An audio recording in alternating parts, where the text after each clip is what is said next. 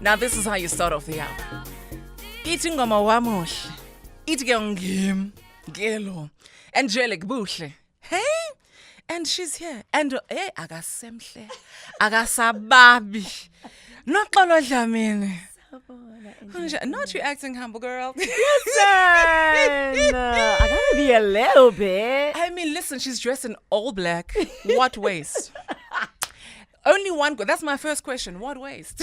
I left it on the Sarafina stage. That's what I said. My goodness, it is such an honor to finally have you. Thank you so much. Finally. And welcome to K959. Yoo-hoo. You maga guesses, let's take it all the way back. Shawela. What was it like growing up? Shawels. So well. You know what? It was my life. That's what Yeah. it was. It didn't feel like anything. I was just like, that's my home. You know, I love my neighborhood. I live in a little cul-de-sac. Oh, you know, the lovely. community's pretty close. Yeah. All the kids there were my friends. You know, Goodness. we still know each other till today. I was home Till yesterday, last today? night. Yeah. Okay. That's home, man. And they always Wow. celebrate one another. So Yeah. I really like it. I love my home. Sure. So you're from Yeah. a home of 5 siblings. I'm the fifth one, yes. You're the last I'm born? the last one. Wow. People keep saying that's why you're like this. I'm like what? They're It like does this. kind of make sense, though. You were fighting for your life. I was, and people don't believe that. People Yeah. think it was all easy. I'm like, No, you're fighting for your life. was. Fighting to be seen, to be heard. To be heard. You know, tell me about 5 siblings. 5? That and to a single mother as well. Just the I dynamic in the household. know. What was that like? It was warm. Yeah. It really was warm. Sure. My big sister, Z, she really was. She was the mom when mom wasn't around. Oh. You know, and being the youngest, she really protected me. Sure. In fact, all my siblings protected me, but also the older one has to protect me from the younger boys who are Yeah. obviously coming for my throat. You know, Literally. Because it be like that sometimes. it can, and it was. Yeah. You know, but it's. I love the dynamic. I love that I have 2 older sisters and 2 older brothers. Lovely. It felt like I had everything. Yeah. You know, I never really felt like my dad wasn't around. My dad passed away in case someone thought he went to the shops to buy milk and never returned. No, he passed on. It is an age-old story. You know in what I South mean? So I was just like, Africa. just to clear the air, Okay. guys. Bab Dlamini did not go buy milk. But yeah, I love it. I Sure. love my siblings. I love that I get to have all those personalities in my family, and they have no choice but to love me and I them. Sure. When did Dad pass? Dad passed when I was 3 months old. 3 months. 3 months. So do you feel like you lost getting to know? Because I'm sure you hear stories from your siblings of what he was like. Do you feel any sort of, I don't know, is it envy? Would it be envy? Is that the word? You know, no, I don't feel envy. I feel like I always believe that life happens the way it needs to happen. And look, my mom, she did everything, Sure. you know, and that woman is like, I don't even know how to describe her. She's sent from God. Like I cannot ever stop thanking God for giving me her as my mom. We used to say happy Father's Day to her, you know, because she was everything to us. course. Yeah, Yeah. she really was. She never showed any signs of like, I'm drowning. That's how powerful she really has been in my life. Till today, I look at her and I go, you old woman, you powerful old woman, you know, like she's amazing. So there were times where I would sit, because I'm a thinker, and I'll be like, how would it be to have my dad, like to come home and be like, Baba, you know, and like how would our relationship be? You know, I think of it a lot when I would see my friends and their dads. Yeah. Because I grew up very awkward around dads, because I don't know how to relate or how to be like, I don't know how to be with a father figure in my life, because Yeah. I never had one, you know. So yeah, I never felt like I had anything missing, to be quite honest. Maybe the older I got, I started realizing it would be nice to have an older male figure that to understand certain things, Yes. especially the older I get as a woman. Sure. You know, but other than that, life was smooth. Yeah. Life was smooth. Love that. Yeah. Do you think that your siblings, I mean, I feel like if I was your sibling, I would take credit for your acting because No, really, because if you grow up in a household with lots of people, I'm surely as the youngest, that skill of not only wanting to shine, but Yeah. to perform is developed in that household. Do you think that your siblings can take that credit? My siblings were very supportive. Yeah. Like extremely supportive. Yeah. Like till today. Sure. So the fact that I am able to act, I think definitely my siblings. Like my siblings fought for me to be able to study acting. My older sister was just like, I'm not going to let you not act. Yeah. Because I know how you feel about acting. You know, and just to have that on its own, you know, like is everything. Zam, my other sister, she goes to everything of mine. You've met her before. But like literally she's just like, you know what's funny about her? She's always believed like I can do anything. Like she'll see someone do like a backflip and a triple pirouette and stand on their head and she's like, no, so you can do that. Yeah, and I'm yeah. like, no, Don't fucking I lie, can't Glenn. do that. Calm down. You know what I Calm mean? down. So Yeah, yeah. having siblings who feel that way about you is Sure. everything. My brothers, they come to my shows. Unkosi comes to my shows secretly, you know, without me knowing. I And then I'll love get like a that. call and I'm like, were you in the audience? He's like, yeah, come out and say hi. Oh, I'm just like, and he'll bring like all these people to come. So I'm very supported, extremely supported. My mom obviously, that's my Yeah, guy, yeah. you know, but yeah, man, it was just easy to do. Yeah, you know what? I when I listen to you, it warms my heart because I think so many young people, you know, our generation, we don't get the luxury of support. You've got to perform, you've got to achieve, and then once you achieve, they're like, Oh, it can bring money. Okay, yes, actor. Yes, yeah, actor, That is tough. So for you, do you feel like you got a bit of is it a leapfrog, a jump, an extra jump to be able to pursue particular things? Definitely. Yeah. Definitely. I'm very blessed Yeah. to have my family. I'm very blessed to have my mom. I remember like in matric when it was time to like decide what are you actually going to study, and I was like, I'm going to do drama, and she was like, oh shoot, wait, like you were serious about that? I was like, ma'am, when you What is this? like when you took me to an art school for high school, like what did you think I was going to do? I was going to become a scientist? Yeah. No. I've always acted, you know, like it's something that just came naturally, and I fell into it at school. It was just easy. Yeah. It was my life. My life just went like this, and I was like, Sure. there's no other way I'm going to do anything else, you know. So yeah, I definitely had an extra boost. My mom was very supportive. Yeah. She was happy to pay for my schooling, and just they were always.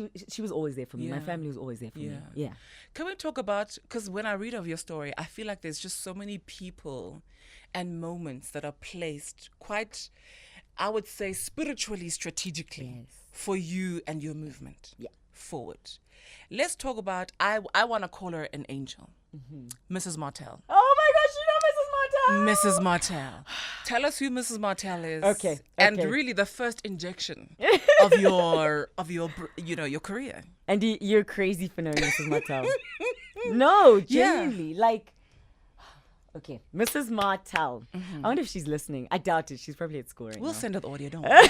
We'll send her the video. So Mrs. Martell is my primary school drama teacher. She was also my primary school English teacher. Yeah.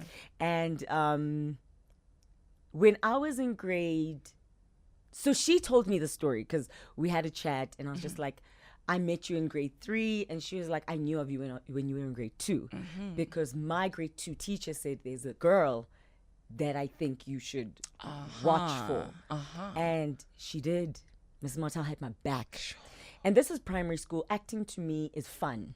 You know, yes, I've always wanted to be an actress, but I don't know what the routes to get to being an actress are. So she was that. She was my guidance. She guided me until she was like, okay, at this point you have to go on by yourself. Sure. And what she did was she taught me the discipline of the theater. And I remember, like I always tell the story, when I was, I think in grade 6, we had a show that we're going to perform during assembly. So we would have performances like big productions. Then we'd have like little shows that we do during assembly. And that was one of the assembly one. And it was just the drama students, extramural drama students. And we did a show, and I was the baker.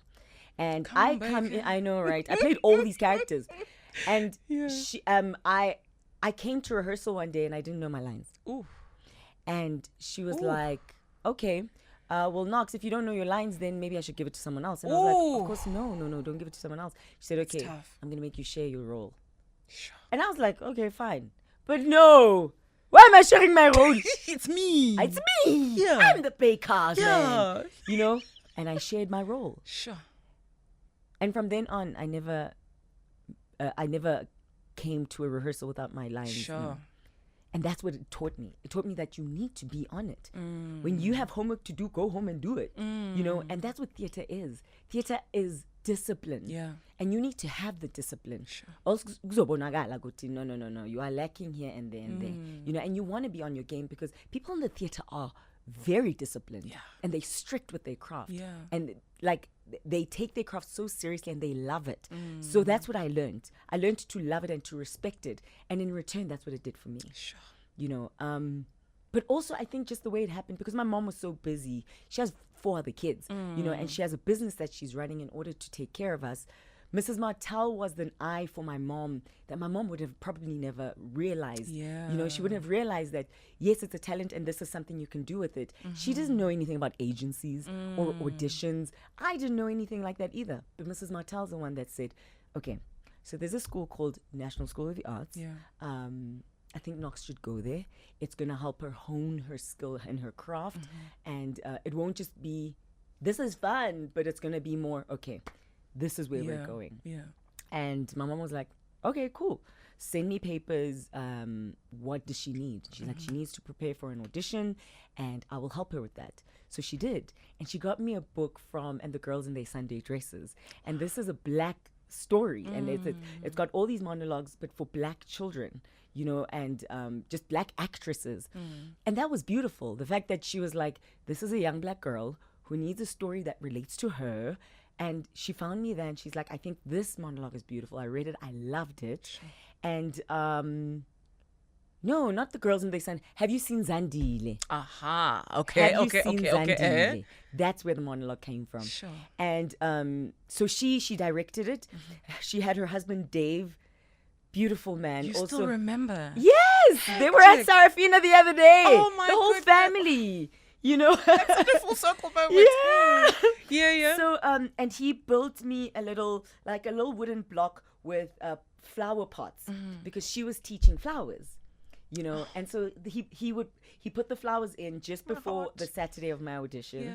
And I don't have a dad who could do that, but he did that for me, you know. And you look back on it and you're like, you know, God really strategically puts people in your life, you know, to help you forward. Yeah. And that's what he did. You know, they helped me. They helped my mother, you know. And yeah, so she helped me. I went for my audition. I got it. Yeah. And that was it. Like, it was, this is my life. This is where I'm going. And Miss Martel has been so supportive ever since. After every production I do, especially after like The Lion King, because that was my first job, and I just come back from London, I had to go see her. You know, she's got all these questions. She's just like, this is so crazy. The fact that I saw you as a kid doing this, and I was like, this kid is good. To now seeing you on international stages and going, oh my gosh. Oh my gosh. Yeah. Watered your seed. Literally. Watered your seed. What would you say to her right now? I love Mrs. Martel. Yeah. I love her. And thank you. You know, I'm so grateful to her for her love and her patience for me. You know, because I was not a book child. Like, my best friend thinks I've got ADHD, which I probably do. But you know what? That's for another day. But I can see why. I know you. Yeah. You and I'm the same, girl. I'm the same. I do not want to admit it. But you know what? It could be true. I don't blame you. But she was patient with that. Sure. She was really patient with that. And that's love. Yeah. That's love. Sure. You know, there's so many kids in our school, and she's been patient for all of them. But she picked me, and she said, "Come, I'm gonna help you." And she did. Sure. And she did. So I love her, And I'm so grateful to her. And I just pray that God continues to bless her. Yeah. You know, just bless her, bless her, bless her. Because my life is the way it is. A big chunk of it because of her. Sure. You know, so yeah. Yeah. Listen, it makes a huge difference to have people who see you, who see you and who really water and to nurture the seed that they see in you. Oh, yeah. And whether or not they're going to benefit from it, it makes a huge difference. We'll continue our conversation because there's so many themes just to your story. And the next one, I want to talk about rejection.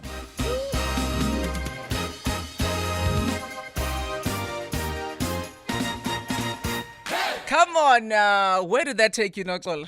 Oh,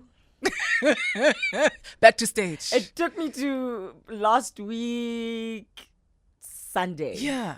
That was the final. That was the final show. Sure. That was the Third time final round. show. Third time round. How was that from the first other two? The first one, I was 23 years old. My goodness. It was my first lead role in my professional career. And it felt like everyone kept asking the question, how does it feel to be filling the shoes of Lilith? How does it feel? And I was just like, yeah. I wasn't thinking of that until you made me think of it. Now you're making me stress. Now I have feelings about Bro. it. Yeah. So, but it wasn't bad. It was actually really great. I think everyone has its own story, but this one just felt particularly powerful, I think, because of where I was in my life at the time. Sure. I was feeling like maybe my passion was going somewhere else. And I was just like, where's my passion? Sure. Where's my excitement? I miss it. And beginning of the year, I was showing a couple of friends of mine from Toronto, Sarafina. And I was so excited to see it. Yeah. And at the end of the movie, I'm like, I'm so sorry. I was super excited, wasn't I? They're like, you were passionate. But it was so beautiful to see. Did they hear the lines or were you reciting every line? I You're one of those. No.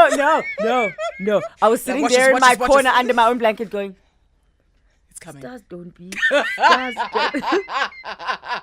They just, you know what I mean? But anyway, That's hilarious.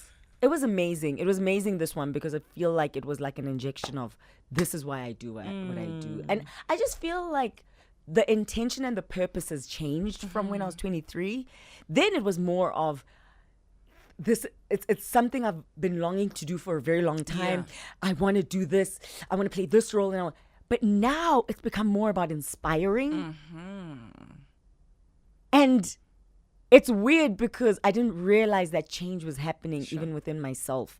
But I realize it's more to inspire. I've got young nieces and nephews, you know, and they really look up to me, you know, because I'm the way I am. And I really love the fact that I can inspire them. Even in whatever they do, whether it be the arts or not the arts, I want them to be passionate about what they do. Yeah. I want them to do what they love, because you don't want 10 years down the line to go, why am I even here? You know, we need to live through the things we do daily. Sure. So I think it's more about that. It's also to tell such a beautiful South African story that also to not forget, to not stop telling our stories, to not get tired of our stories, to commemorate people, you know, to be thankful for what they went through for us to be where we are today. I'm very big on that, and I love that in the stories that I tell. I love that in the characters that I play. So I think it's really important. Sure. But yeah, that's how this one felt. Yeah. That's powerful. And the fact that they keep calling you back and at different stages of your life, that in itself is a monumental moment. It feels amazing. Do you think, you know, doing productions like this one, as well as, you know, your role, which was incredible, of Terra in Silverton Siege, does it make you want to know and learn the history more, not just from a research perspective for your role, but to actually learn the context of what were these young people going through at that time? And do you then educate then your nieces, your you know, the younger generation that are coming? It does. I've always enjoyed history, but never really studied it because my mom made me do science. Mine too. I loved biology. She was like, add science. I was like, why? She's like, because they go together. I was like, no. Bro. Relax. Oh my gosh. But I do love history, and I love our history. Why? I don't know. I think it gives me like a nostalgic feeling of a place and a time I never even lived in. Yeah. You know, but I also think it connects me to my country and my people, and it connects me to myself and what I should be thriving for because of where we come from. Yes. So yeah, I do feel like, I don't know. Someone once said your roles will find you to me before I started doing Come on film now. and television. Come on Because I was finding myself auditioning for everything, and he's like, don't worry, your role will find you. And I find that the roles that find me usually are of those who speak and stand up for others. Yeah. And I'm happy to do it, especially in South Africa. And I always say Terra is an older version of Sarafina. Actually, I know. If you haven't watched Sylvan Siege, go and watch it. You actually are very right. Yeah. So That is mind blowing. That is mind blowing. Let's talk about Ursula. It's not going to make sense. okay. Okay. Okay. But let me take you to a time. You get casted in The Lion King as an understudy, right? It was understudy. It was understudy. Okay. Noxolo prepares. Yes, and then Ursula says, "Let me take that voice." How are you going to perform? How does that work? Ursula comes in. And then the saddest, and I think the most heartbreaking thing for anybody's career is that they say, I mean, you can't perform, so you got to go home. You're in London. I'm in London. In the UK. Yeah. Let's talk about that heartbreak. Uh That was heartbreak. I felt it for you. yeah. You know, I've been heartbroken a couple of times, especially by Nala. Not by Nala. No, it's never Nala. It's never Nala. No, it's not Nala. Nala loves me, and I love Nala. It was to build resilience. Sure. It really was. Okay, so what happens is, for those who do not know, Ursula didn't really count. no, there wasn't Ursula. But so I'm in London 2015 through to 2016, playing ensemble and meant to be understudy Nala in Lion King, the Lion King musical on the West End. And this is my first job, Sure. fresh out of varsity. Sure. You know, you hear how I speak now. I sound like, yeah. I have a pretty, and my voice is pretty deep too. Great voice, but it's pretty deep. But I look like a Nala. So when you look at me and my physicality, that's Nala. Then she says hello, and she doesn't go hello. She says hello, and it's a interessante, very big voice for a little person, eh? So I had to adjust. I had to work on my voice, which is something I never really got to do because I did dramatic arts in school. Yes, we sang, yes, we danced, but the singing wasn't a huge part of it. I get to the Lion King. We're rehearsing every single day for hours, and my voice starts to go, I am not used to this thing. A few weeks into my ensemble rehearsal, they call me in for my Nala rehearsal. And now Nala's song is not, it's a mezzo. For those who know music, it's a mezzo. So it's just below soprano. Oof, But it's that's not an still alto. high. Yeah. It's still high. So, and I categorize myself as an alto tenor. I can hear it. An alto tenor. Hey. And it just, the voice was not voicing. And I was just like, I don't know what to do because I don't have singing technique that is strong enough, you know, and they have to reassess, bring me in, take me to an ENT, get my vocal folds checked, and they realize I've got like soft nodules, which is something that can heal, but I've got nodules nonetheless. And it's because I don't know how to use my voice. And they call me in for a meeting, 21-year-old me, and they say, listen, we're going to take your Nala understudy, and we're going to let you just focus on your ensemble track. At that point, I was like, you know what?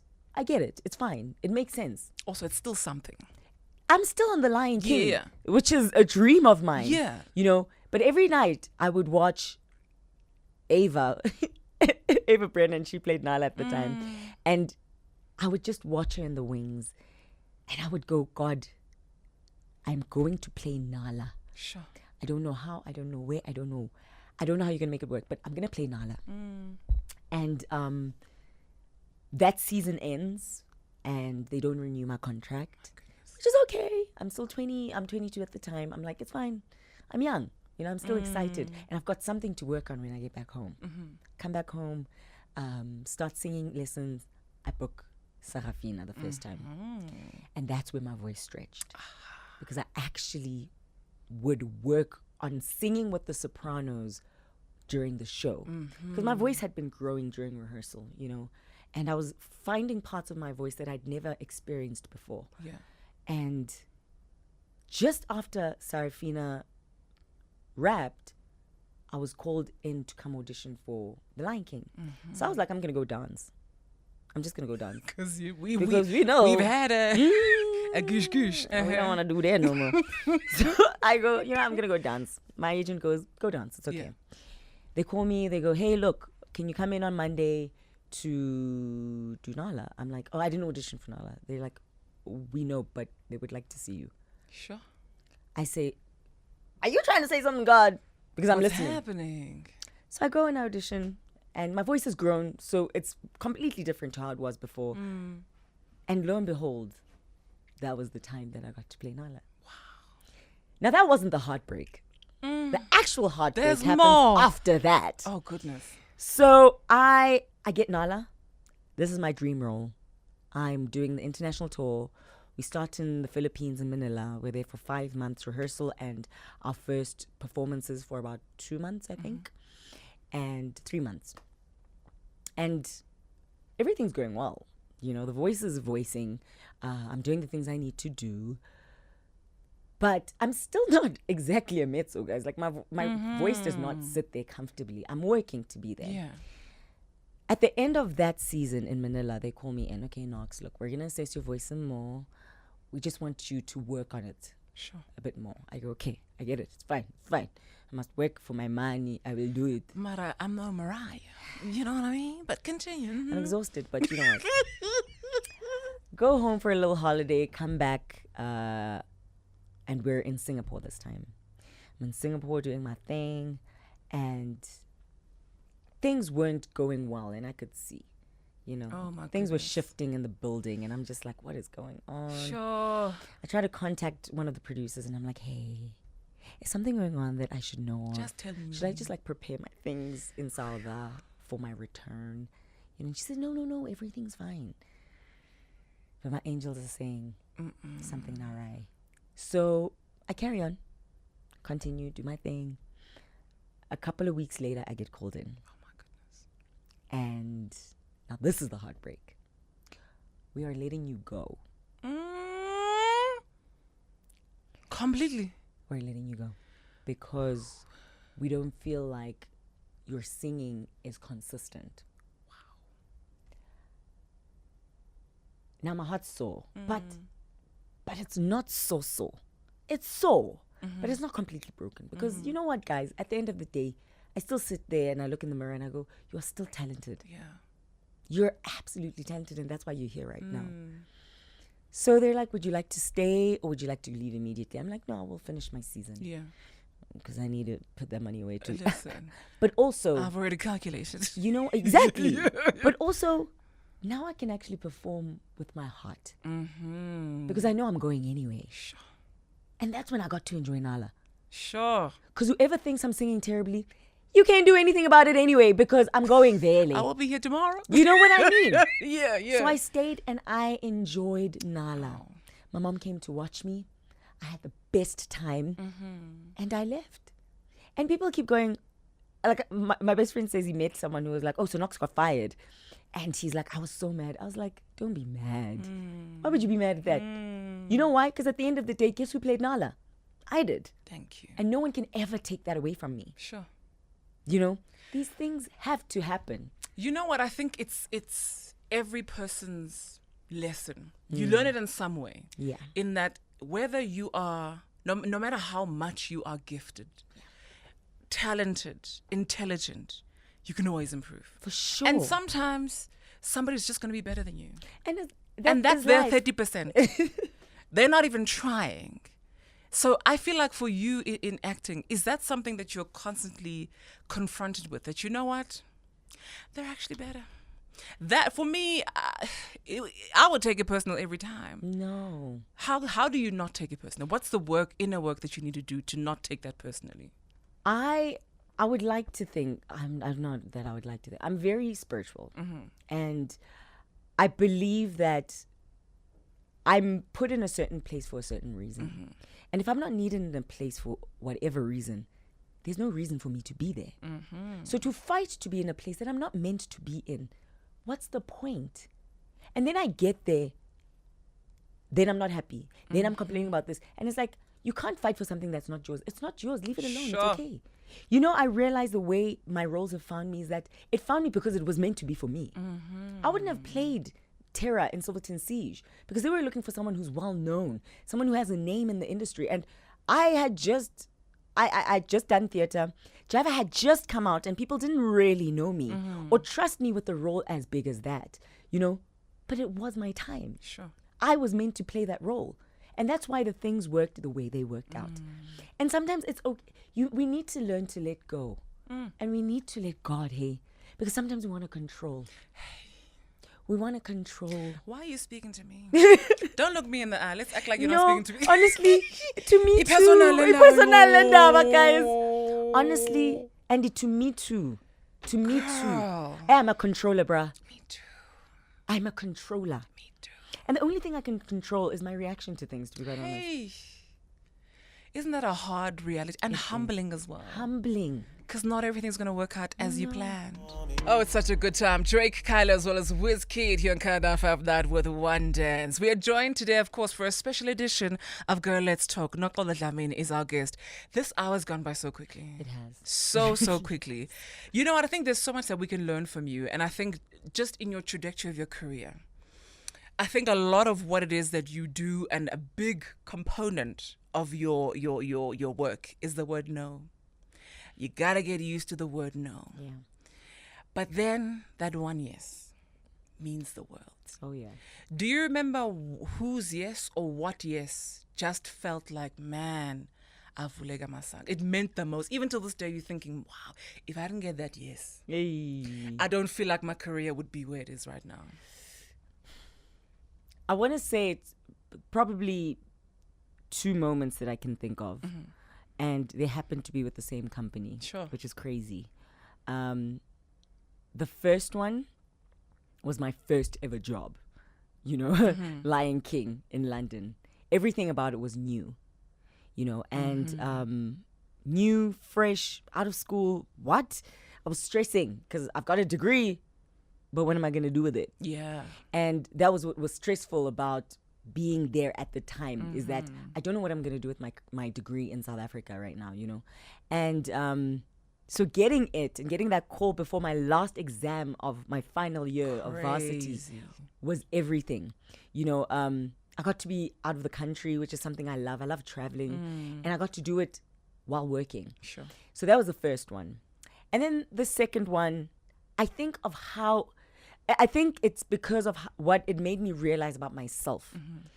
It made me realize how strong I actually am, how I can conquer my own mind, how I can go home, do the work, come back and actually be better. Sure. And that was when I got Nala. Because I wanted Nala. Even the first time I auditioned, I knew I wanted Nala. And the day I said, I'm going to play Nala, I don't know how, I don't know where, I don't know why, Johnny. Because of that, and I said, I'm going to play her. I don't know how it's going to happen, but I'm going to make it happen. I'm going to work on myself so hard that it's going to happen. Sure. There won't be any other option but for it to happen. And I got the audition, and I did the audition in front of Julie Taymor, Sure. who created Lion King, the musical, the Broadway version. And she watched my audition and she stood up and she clapped. Oh, what a moment. And this was after singing the song that I felt like I was dreading for so long because of those notes. And when I Conquering got the it, fear. exactly. Yeah. And I was like, you know what? I was present. I had done the work. I was well within my talent. I was living in it. And I trusted. Sure. I said, I've done the work, and now all I can do is give it.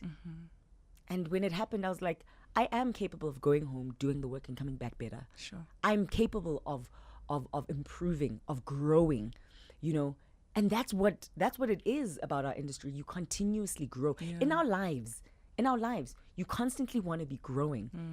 There comes a time where you feel uncomfortable, and that discomfort is because it's time to grow. Yeah.